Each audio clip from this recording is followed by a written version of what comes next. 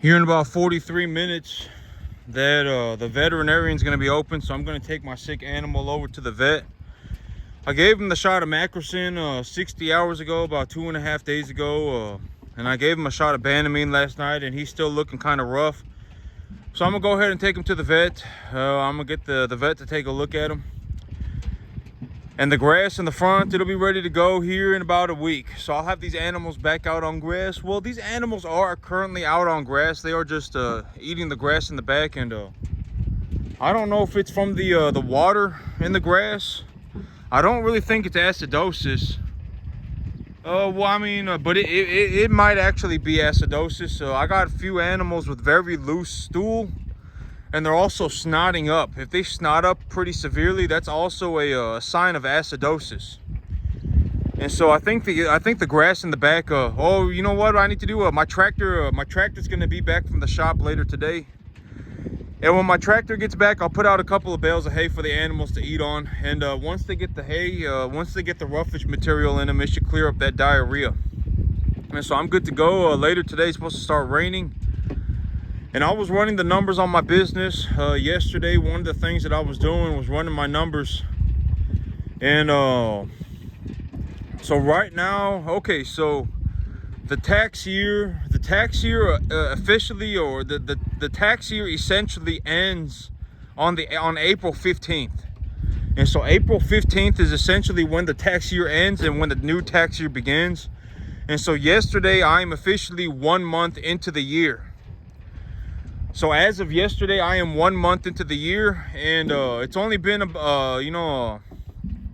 here in about 2 weeks, I was counting them off yesterday, and I'll have about 6 heifers ready to go here in 2 weeks. And as soon as they go to market, I'm bringing in new ones. And so it's only been about a month and a half into the year, and I'm already selling a lot of animals. And the thing is, I'm selling 6 animals, maybe even up to 8. But when I look at my herd, a majority of my animals are going to be going to market at the same time. And so I have 5 months to raise these animals, and I'll have to keep them on. I'll have to keep an eye on them. But when these animals go to market, I'll be bringing in new animals. And these animals right now, they're doing good. I was running the numbers, and I lowballed myself. I always say, when I give y'all these estimates, when I tell y'all like this is my estimate for how much money I'm gonna make, I say I always lowball myself, right? I always lowball myself because I don't want to be like, oh, if everything goes into la la land and my life turns into a mystical magical journey, then I'll make this amount of money. I don't want to be in that situation, right? Because life is not la la land. And I am not going for a mystical, magical adventure, right? I need to be straightforward with myself. And so I took a good look at the numbers, and I was, when I come up with these numbers, I always lowball myself, right? And so for just these animals here, just on these animals, if I don't bring in any animals for the entire year, if these are all the animals that I keep, I will make about $14,000 of net profit. And so $14,000 of net profit, the thing about $14,000 of net profit is that if I have $14,000 of net profit, and I also have about $56,000 of stored capital, when I make that $14,000, I am now in a situation where I have to invest $70,000. I don't just invest $14,000. I have the thing that I say about these cattle is that these cattle, I am able to hold on to my wealth. I am able to hold on to my money, essentially tax-free, by purchasing these cattle, right? By purchasing these cattle, and then by appreciating them, by appreciating the value of these cattle for less than what it cost me to do so, I am able to grow my wealth tax-free. Long story short, right? And so as of right now, I need to buy a new piece of land. I don't want to be in a situation where by the end of this year I have like 250 cattle on my backyard. I don't want to be in that situation. And if I continue forward with that, by early next year, I'll have over 400 cattle on my backyard, and I don't want to be in a situation where I have 400 cattle on a 10.5 acre field, right? I don't want to be in that situation. You know, I've been taking a look around, and I was like, you know, I'd probably be willing to go up to 70. And so I'd be willing to go up to 70 here. That, you know, that shouldn't be that big of a problem. And I got a lot of different things going on. I got you know, a new plan for the medication, and the grass is coming in. By next week, I'll have these animals on grass. And when I have these animals on grass, it won't matter, you know, as long as I have grass. You know, I've said this repeatedly in the past too, but whether I'm running 50 cattle or I'm running 70 cattle or I'm running, it doesn't matter, right? Like if it's going to cost me $500 a month, it's going to cost me about $600 a month. If I run 50 cattle, it'll cost me $600 a month. If I run 70 cattle, it'll cost me $600 a month. The amount of money that it costs me to run these cattle, it does not change. And so, you know, I'm gonna push my field up to about 70. I'm gonna go up to about 70. And when I take a look at these animals, okay, so here's the thing, right? Like if let's say next week, well, let me count them off, right? Like I always say, if you just take a look across the top, you can tell if I have a real big one. Like this one's a real big one. This one's a real big one. That one's a real big one. This one's a real big one. And she just moved over here. And that's another real, well, this one and this one are about the same size, and they need a little bit more time. But here in about 2-3 weeks, they'll be about good to go. And then I got a couple of you know, sizable steers that are coming up too. These two red ones, they'll be ready to go to market here pretty soon too. And I got a couple of animals. Well, you know, like this one, that one, that one. The three of them are about the same size, and they're going to be about ready to go to market. And these two right here, they're about the same size. And so 1, 2, 3, 4, you know. Maybe they need another month, but in another month I'll have, you know, I have 6 animals that are ready to go to market, you know, here in about 2 weeks. And then I have about 8 animals that are ready to go to market, maybe here in about 8 weeks, or in about, excuse me, in about 6 weeks. I'll have about 6 animals ready to go, or 8 animals ready to go. And if I take 14 animals to market, that's like, if I take 14 animals to market, I have $30,000. Or excuse me, I have 30 animals left over. If I take 14 animals to market, I have 30 animals left over. And on those 14 animals, I'm probably gonna make somewhere around about $21,000 to $25,000. And so I'll probably bring home about somewhere between $20,000 to $25,000.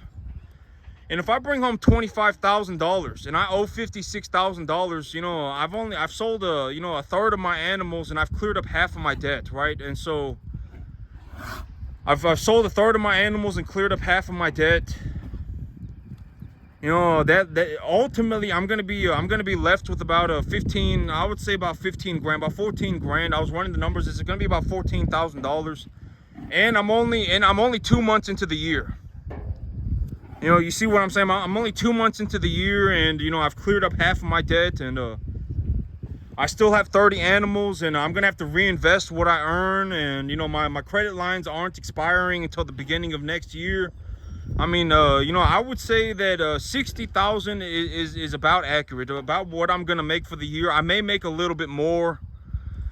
But the thing is if I make 60 grand on my cattle business this year, you know, and if I just hold on to the money, I'm gonna be in a situation where, you know, I owe like $30,000 in income taxes, and I don't want to pay $30,000 in income taxes, right? I mean, who would want to pay $30,000 in income taxes, right? Not me. I mean, I don't know if you would, but, you know, if I make 100 grand, I'm gonna have to pay like 30,000 in income tax, and the way for me to solve that problem is to invest in more cattle. I need to invest in more cattle, right? And so, but I mean, if I invest in more cattle, I don't want to be in a situation where the only thing that I do is buy cattle, and now I'm sitting on a 10-acre field with 250 cattle on my backyard. I don't want to be in that situation, right? I don't want to be like, oh, well, if I buy 250 cattle and put them on a 10-acre field, then now I don't have to pay my income tax. I don't want to be in that situation. And so that's one of my biggest things, I'm telling myself, one of the things that I'm telling myself right now is that I need to be ready to be talking to the banker, right? What am I going to talk to the banker about? Right, this year, you know, I have done better for myself every single year. You know, I started my cattle farm about 2.5 years ago, roughly, I'm just gonna, I've been going over in my head, what am I gonna talk to the banker about, right? I've been doing better for myself in the cattle business exponentially every single year, right? Every single year that I've been in the cattle business, I've done exponentially better for myself. And I am currently in a situation where I'm gonna make about $60,000, and I don't want to have to one of my biggest, one of the things that I do in terms of my investment portfolio is that I invest in cattle to get the tax deductions, and then to get the tax write-offs. I invest in cattle, and then I appreciate the values of the value of the animal more than what it costs me to appreciate them, right? And so I'm getting ready to talk to the banker. What am I going to talk to the banker about? Every single year that I was in the cattle business, I did drastically better for myself. I am currently in a situation where I am doing very well for myself. And if I don't reinvest the earnings, then I'm going to have to pay a boatload of money in income tax, right? That's one of the things that I'm going to bring up. When I'm talking to the banker and they're talking to me, that's one of the things that I'm going to bring up, and not only am I going to bring that up, but I'm also going to show him my check. Last month I made about $6,000. The beginning of what month is it? April, May, the beginning of July, the beginning of June. In the beginning of June, I made about 14 grand. I made about 12 grand. In the beginning of July, I made another 14 grand. And if you put all my money together over the last 3 months, I made about $50,000, right? I'm gonna show him the money. I'm gonna show him the money. Hey, over the last 3 months, I made about $40,000, $50,000. I made about $50,000. Here are copies of my checks. And then when I'm bringing that up, I'm also going to mention, every single year that I have been in the cattle business, I have done drastically better for myself. And I am currently in a situation where I am doing very well for myself. And if I don't reinvest my earnings, and I'm in a situation as of right now where I have outgrown my field. And, I'm looking to reinvest into cattle so that I can get my tax deductions. I'm going to tell him stuff that makes sense, right? And, I'm looking to invest into cattle so that I can reduce my income tax burdens. But I am currently in a situation where I am outgrowing my field, right? I don't want to put 250 cattle on a 10.5 acre field, right? That's one of the things that I'm going to bring up to the banker. When I'm talking to the banker, that's one of the things that I'm going to talk about. And so why am I buying this land? Because currently I am doing very, very well for myself. And if I have to reinvest my earnings, then I am now stuck in a situation where I have a 10.5 acre field with 250 cattle, and I don't want to be in that situation. So I am looking to buy another field. That's going to be the reason, ultimately, and that's the honest reason, right? Like when I take a look around, that is the honest reason. If you honestly ask me, why am I doing this? It's because, that is the honest reason. Sincerely, from the bottom of my heart, that is the honest truth. I don't want to be in a situation where by the beginning of next year, I have 400 cattle on a 10.5 acre field so that I can, not pay income tax, legally not owe income tax, right? I don't want to be in that situation. And so the biggest reason why I am looking to purchase a new field right now is so that I have an opportunity to reinvest my earnings, right? That's the biggest reason. I am looking to reinvest my earnings, because if I reinvest my earnings, I am able to get my tax deductions. I am able to write the cost of these animals off on my expenses, or write the cost of these animals off as an expense on my taxes. And then I'm also able to appreciate the value of the asset. And I'm going to appreciate the value of the asset more than what it costs me to appreciate them. And so this is going to be one of the, when I go and I talk to the banker, this is going to be one of the things that I say, right? When you go into the bank, you only got about maybe 10 minutes with that banker, right? You only got about 10 minutes with that banker. If they really like you, maybe, after even if they really like you, you really only got about 10 minutes. And after about 10 minutes, you're just going to be sitting there,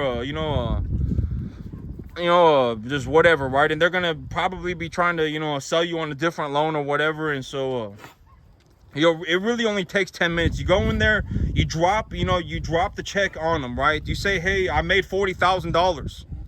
I made $40,000 over the last, I made $50,000 over the last 3 months. Here are the checks. I was not able to put this on my application because I had turned my application in already. But here are some checks that I had made. You know, I made about $50,000 in the last, I made about $40,000 in the last 2 months, right? I made about $40,000 in the last 2 months. I just wanted to add this to my application. And, you know, and then you can talk to them about your cattle business. Every single year that I've been in the cattle business, I've done drastically better for myself. And I'm currently in a situation where I am doing very well for myself. And I need an opportunity to reinvest my earnings, because I don't want to be in a situation where I put 400 cattle on a 10.5 acre field, because I have to reinvest my earnings to, you know, to legally not owe income tax, right? You don't want to, you know, that's the kind of stuff that I'm going to talk to the banker about. And so, you know, if you want money to any significant amount of degree, like if you want to borrow $500,000 and you want to borrow that $500,000 for $3,000 a month, and you know, if you want to go, you know, what I'm talking about right now is a $350,000 loan is going to cost about $1,650 a month. That includes interest and principal, right? And so that's principal and interest. And a $350,000 loan is going to cost about $1,600 a month. And so if you want to go and you want to borrow $1 million, if you want to take a loan for $1 million, I mean, you're gonna owe almost like $4,000 or about $5,000 a month for that loan. If you genuinely want to take a $1 million loan, you're gonna owe about $5,000 a month for that loan. And if you want the banker to lend you that money, you're gonna have to convince him or her. I don't know your banker. You're gonna have to convince them, right? Your banker you're gonna have to convince them. I am the one that you should be throwing your money at, right? That is the ultimate reason for why you go and you meet the banker. If you go to the banker and you go, oh, please, I'm desperate, help me, I need money, oh, I don't have to, and you turn into Mr. I don't have $2,000. If you turn into that in front of the banker, you know, you're done for. They're not going to give you anything. Nobody worth anything.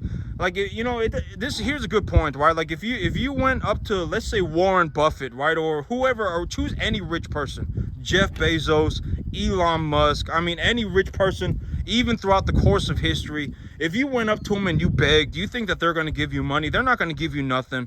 I mean, everyone's the exact same way, right? I've always said everyone is, two plus or minus 2% the same. You know, they're not going to give you any money. It doesn't matter. I mean, you can come and ask me for money. I'm not going to give you jack squat. I'm not even going to give you 2 minutes of my time. I'm not going to do it. I mean, everybody's the exact same way. I mean, if you're poor, you're exactly like other poor people. And I mean, more or less, I mean, can you change? Yes, you can. And, and I hope you do. And I hope you do find a way to be very successful and do a lot for yourself. And,